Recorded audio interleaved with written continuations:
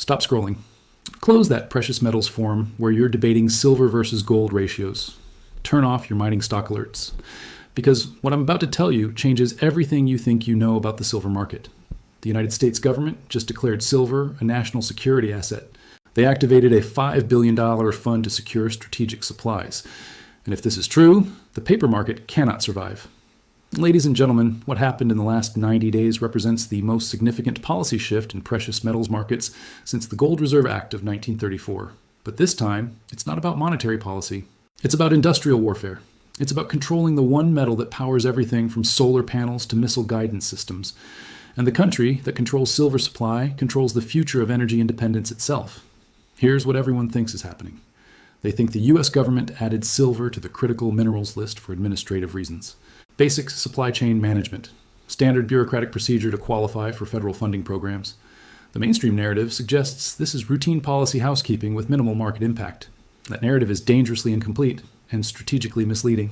Because while financial media focuses on solar panel demand and EV battery requirements, something far more calculated is occurring behind closed policy doors. The United States isn't just classifying silver as critical, they're weaponizing scarcity. This isn't defensive supply chain security, this is offensive resource dominance strategy. Let me walk you through what actually happened when the U.S. Geological Survey updated the 2025 critical minerals list.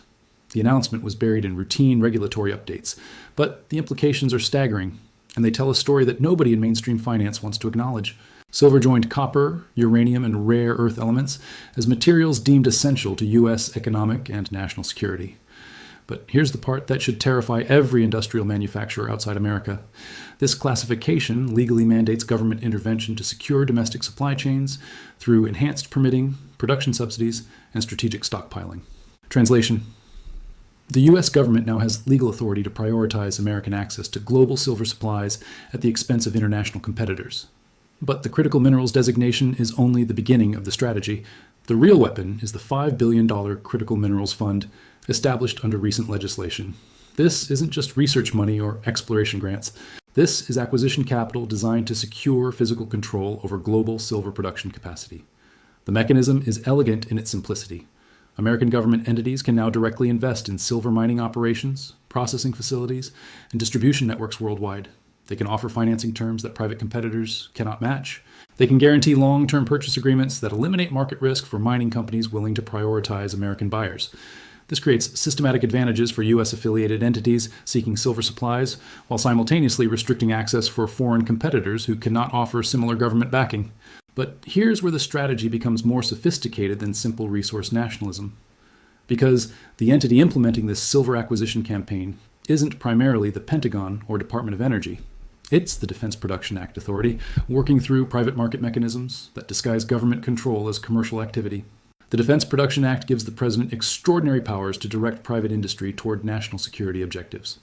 In practice, this means government entities can compel silver miners to prioritize U.S. customers, require refiners to allocate output for strategic reserves, and mandate suppliers to maintain minimum inventory levels for government access. These powers were last used extensively during World War II, but they remain legally active and have been quietly expanded under recent national security legislation. The silver market is about to discover what happens when wartime resource authorities meet modern financial markets. Now let's examine the global consequences of this silver nationalization strategy. Because while America builds its strategic metal fortress, the rest of the world faces supply constraints that threaten to destabilize entire industrial sectors. Silver consumption has reached record levels driven by exploding demand from solar photovoltaic installations, electric vehicle electronics, and advanced semiconductor manufacturing. Solar panel production alone consumes nearly 30% of global silver output, and that percentage is increasing rapidly as renewable energy deployment accelerates. But here's the critical data point. The Silver Institute reports the fourth consecutive annual market deficit in 2025, with demand outpacing mine production by more than 300 million ounces. Global silver inventories are already strained, and that strain existed before U.S. government became an active buyer in physical markets. American strategic silver acquisition isn't entering a balanced market with adequate supply buffers.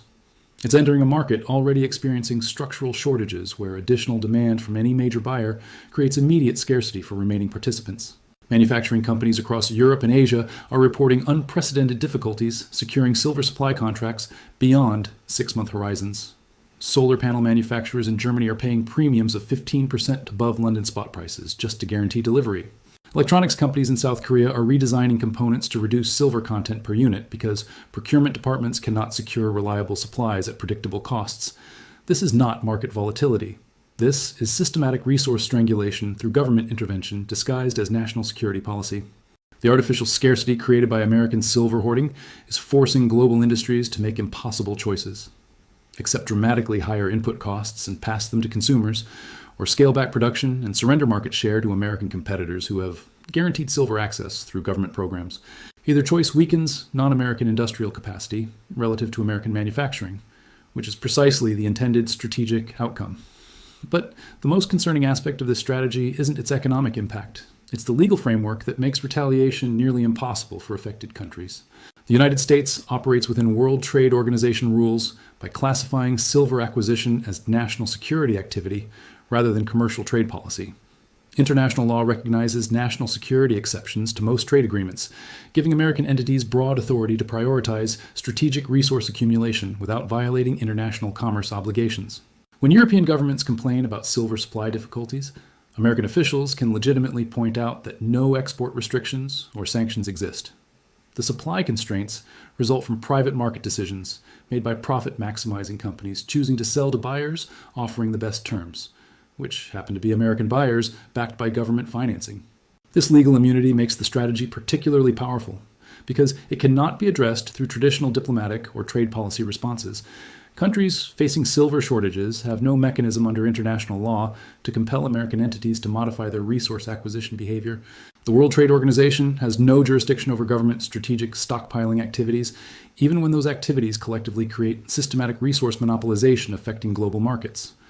The Silver Fortress operates within legal frameworks that make it unassailable through conventional international pressure. Meanwhile, the financial infrastructure supporting this strategy reveals the scale and permanence of American silver control ambitions. Government entities have established specialized procurement networks, storage facilities, and transportation systems designed specifically for strategic silver accumulation and distribution. These systems cannot be quickly repurposed or relocated. They represent permanent infrastructure dedicated to American resource control that will operate for decades regardless of policy changes. The Defense Logistics Agency has expanded silver storage capacity by 400% since early 2025, constructing secure facilities in multiple geographic regions to ensure strategic supply distribution cannot be disrupted. The Department of Energy has established dedicated silver reserves for clean energy infrastructure projects, guaranteeing solar and battery manufacturers access to materials needed for renewable energy deployment. The $5 billion Critical Minerals Fund operates through multiple channels that create systematic advantages for American buyers. Direct government purchases establish price floors that prevent silver prices from falling below levels that would threaten domestic mining operations. Production subsidies for American silver miners create cost advantages. Loan guarantees for mining companies prioritizing American buyers eliminate financing risks that typically constrain mining investment. Even if individual components of the strategy face challenges, the overall system remains functional because it was designed with backup mechanisms and alternative pathways for securing silver access under various market scenarios. But here's what makes this strategy particularly dangerous for international markets. The silver acquisition campaign is accelerating when global supply constraints are tightening due to factors outside American control. Major silver-producing mines have faced operational disruptions throughout 2025. Primary silver production has declined, while byproduct silver from copper and gold operations remains insufficient to offset the reduction. Recycling programs cannot bridge the supply gap because most silver consumed in industrial applications cannot be economically recovered. The structural supply deficit exists independently of American government demand, but government buying accelerates the crisis. Private investors and industrial users worldwide discover that silver availability depends increasingly on American government priorities rather than market mechanisms. When strategic reserves become the dominant buyer, market prices reflect government policy objectives rather than supply and demand fundamentals. Solar panel manufacturers cannot forecast input costs when government strategic buying can spike silver prices by 20% in response to policy changes unrelated to solar industry fundamentals. Electronics companies cannot guarantee delivery schedules when government procurement can absorb available supply regardless of price. The financialization of strategic silver control represents a fundamental shift from market-based resource allocation to policy-driven distribution. Industries accustomed to price discovery through supply and demand must now navigate markets where government strategic objectives determine availability and pricing. Central banks worldwide are responding by accelerating precious metals accumulation programs. They recognize that access to physical resources may become more important than financial assets if resource control becomes the primary mechanism of economic competition. Gold purchases by central banks reached record levels in 2025, but silver acquisition by sovereign entities is increasing more rapidly. Russia announced plans to add silver to state reserves. Saudi Arabia disclosed silver ETF positions. Even smaller countries are exploring silver stockpiling as hedge against industrial supply disruptions. This creates feedback loops that accelerate American silver accumulation. As other countries buy precious metals and reduce dollar reserves, dollar strength declines. Weaker dollars make commodity purchases cheaper for American government entities, enabling more aggressive resource hoarding. The system reinforces American resource advantages, while simultaneously weakening the financial mechanisms that other countries might use to compete for strategic materials access. Federal Reserve policymakers face impossible dilemmas because silver price increases feed directly into inflation calculations, but they cannot be addressed through traditional monetary policy. Raising interest rates cannot increase silver mine production. Lowering rates would weaken the dollar and make strategic resource accumulation even more attractive. They're trapped between conflicting objectives, controlling inflation or maintaining resource dominance. Early indicators suggest they're choosing resource advantages over inflation control, marking a fundamental shift in central banking priorities towards strategic material security. Market participants who understand this shift are positioning accordingly. They're buying assets that benefit from resource scarcity rather than financial assets that assume stable monetary policy and predictable inflation expectations. The investment implications extend beyond silver itself. Industries that can substitute away from silver usage gain competitive advantages over industries that cannot. Companies with secured silver supply chains outperform competitors dependent on spot markets. Businesses located in resource-secure regions have structural advantages over businesses in resource-dependent areas. This represents portfolio rebalancing at a civilizational level, where geographic location and resource access determine investment returns more than traditional financial performance metrics. But individual investors face challenges accessing these trends directly because silver markets are becoming increasingly institutionalized as government entities and strategic buyers dominate physical supply access. Retail investors compete with sovereign wealth funds and strategic reserves for the same finite metal quantities. The clearest investment thesis focuses on American companies with government-backed silver supply agreements competing against international rivals dependent on increasingly volatile spot markets. The performance spread between these categories will widen as resource competition intensifies, and government strategic buying distorts normal market mechanisms. However, the most important decision for individuals isn't investment allocation. It's understanding how resource nationalism affects long-term economic relationships and living standards across different geographic regions. Countries with resource security will experience different economic conditions than countries facing resource dependency. Citizens of resource-controlled nations will maintain industrial capacity and technological advancement, while resource-dependent populations face systematic disadvantages that compound over time. The Silver National Security designation isn't a temporary policy adjustment that will normalize through market forces. It's permanent restructuring of global economic relationships based on physical resource control rather than financial arrangements or comparative trade advantages. American silver stockpiling strategy succeeds because it combines private market mechanisms with strategic government backing. Other countries cannot easily replicate this approach because they lack both the financial capital and institutional coordination necessary for large-scale resource accumulation programs. The $5 billion fund isn't just buying silver. It's demonstrating how resource control can be achieved through legal market mechanisms that operate faster and more effectively than traditional military or diplomatic power projection. Other critical materials will face similar strategies, as American entities apply lessons learned from silver acquisition to copper, lithium, rare earth elements, and advanced manufacturing inputs. The blueprint exists, the infrastructure is proven, and the legal frameworks provide immunity from international retaliation. This is the future of resource competition.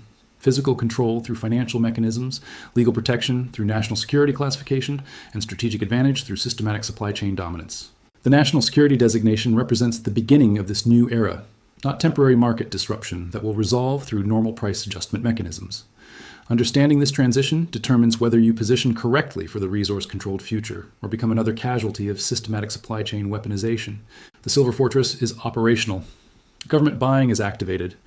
The future belongs to whoever controls the materials that power modern civilization. Now, let me show you the specific mechanism that makes this strategy unstoppable.